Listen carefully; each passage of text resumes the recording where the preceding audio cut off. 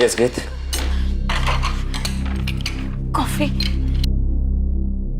पहले कॉफी देती हूँ, कॉफी पीते ही वो खुश हो जाएंगे।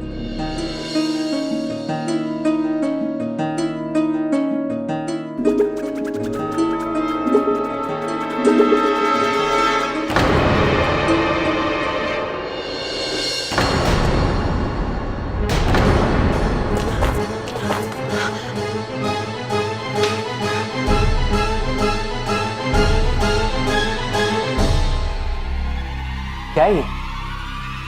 कॉफी। रियली? हाँ, चाय जैसी लग रही है। तुम्हें पता भी है कि कॉफी कैसे बनाई जाती है?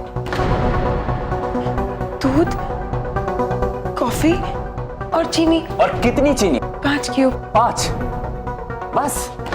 बाकी खत्म हो गई थी क्या? नहीं, वो अगर आपको चीनी ज्यादा लग रही है तो मैं नई कॉफी बना कर लाती हूँ। दे दीजिए।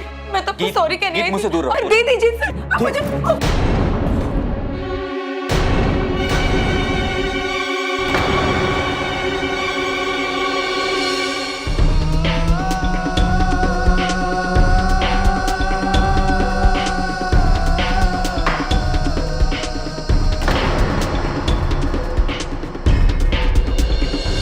मैं तो आपको सॉरी कहने आई थी।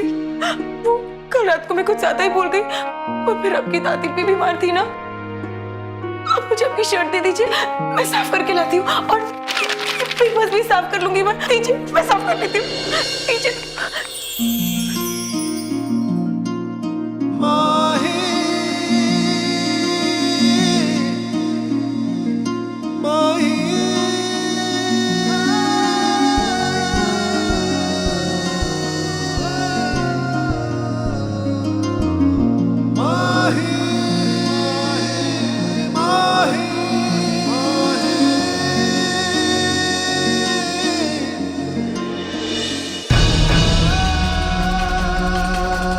गीत, यहां से चली जाओ। देखिए, मैं आपको सॉरी कहने आई थी। सारी गलतियों के लिए सॉरी। गीत, इससे पहले कि मेरा गुस्सा बाहर आ जाए, चली जाओ यहां से। Get out. मुझे नहीं पता ये कॉफी कैसे गिर गई। मैं तो सच्ची में आपसे माफी मांगने आ रही थी।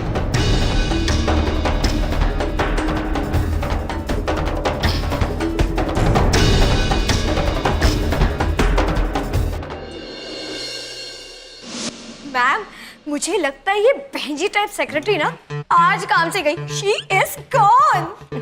क्या मुसीबत है, करने को चाहती हूँ और हो कुछ और जाता है। और ये मान दुष्ट दानव मुझे सॉरी भी नहीं कहने देता। अगर उसने चुपचाप मेरी बात मान ली होती तो ना ही वो कॉफी गिरती। ये क्या हो रहा है बाबा जी मेरे साथ? अब बाबा जी भी क्या हेल्प करेंगे? जो तुमने करना था वो तो कर दिया। गंदा किया है तो सफाई भी करनी पड़ेगी। जाके टेबल साफ करो। पर मैम, टेबल तो वो क्लीनर ताशा। ओह सिली मी। जब तक ये टेबल साफ करती है तब तक तुम इसका सारा सामान इकट्ठा करो, क्योंकि इसके बाद ये इस ऑफिस में तो बिल्कुल नहीं रहेगी। अभी आधे घंटे में मेरी क्लाइंट्स के साथ मीटिंग है और मेरी ये शर्ट कौन से मनुष्य खड़ी में इस लड़की से मेरा पाला पड़ा था। तो मैं क्या करूं? अब नए फॉर्म्स मंगवाने ही पड़ेंगे। हमें तो इस बात की सबसे ज्यादा खुशी है कि मां ने देव को माफ कर दिया। अब हमारे सारे पौधे हमारे साथ रहेंगे, साथ में बिजनेस भी संभालेंगे। मान के कंधों का भी बोझ हल्का हो जाएगा।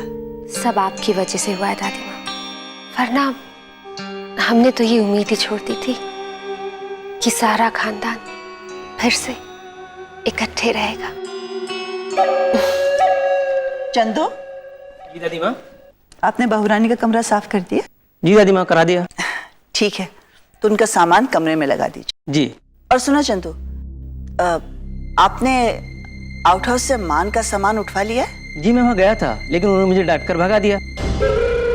आपने उन्हें बताया?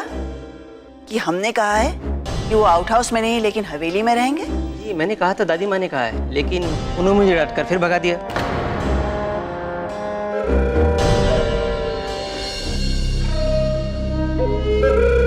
मान खुराना, ये अमीरी, ये ऐशो आराम, ये सब आपके अकेले का नहीं।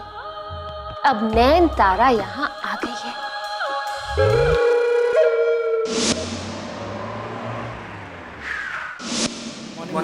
Morning morning morning.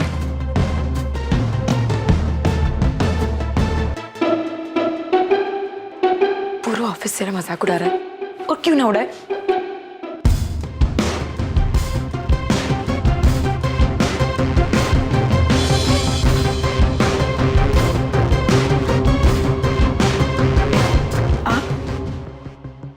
हम मान से मिलने आए थे।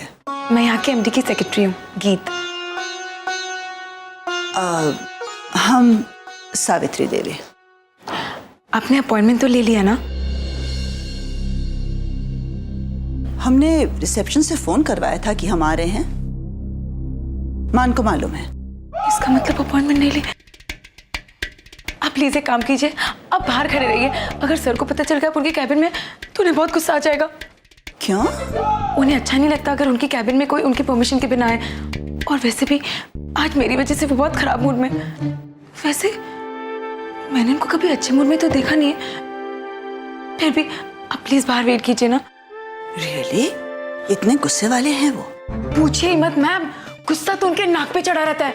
बड़े हो या छोटे, उसका कोई लिहाज ही नहीं। मेरा मतलब है आप ही मुझे बताइए, आपने उनको कहा था आप आने वाले, आपने फोन भी किया था, फिर भी उनको तो कोई परवाह ही नहीं है। पता नहीं कहाँ है वो। सच? इसलिए मैं आपको कह रही हूँ मैम, आप मेरे कैबिन में जाकर वेट कीजिए। इस आदमी का कोई भरोसा नहीं है, भगवान जाने कभी कुछ भी कह दे। जब से मैं इस इंसान को जानती हूँ ना, इसे सुनाने के अलावा और कुछ आता ही नहीं है। सच में अब तो हमें भी लगने लगा है कि आपके मान सर बहुत दुष्ट हैं। तानव भी, पता है ऑफिस की सारी लड़कियां उन्हें डीडी कहती है। थक थक। पर मुझे तो लगता है दुष्ट दानव ना उन्हें बड़ा सूट करता है ना? बिल्कुल सही नाम दिया है आपने उन्हें। हम भी कई दिनों से देख रहे हैं कि बहुत एटीट्यूड में रहते हैं मिस्टर मान खुराना। वही तो, वो खुद ही कहा करते हैं अत्याचार सहना गलत है। पर मैम ये भी तो गलत है ना। आप कब से इंतजार कर रहे हो, है ना? आपने तो फोन भी किया था। आप एक काम कीजिए, आप मेरी कैबिन में जाकर बैठिए, मैं उन्हें ढूंढ कर लाती हूँ। डीडी को? Excuse me ma'am.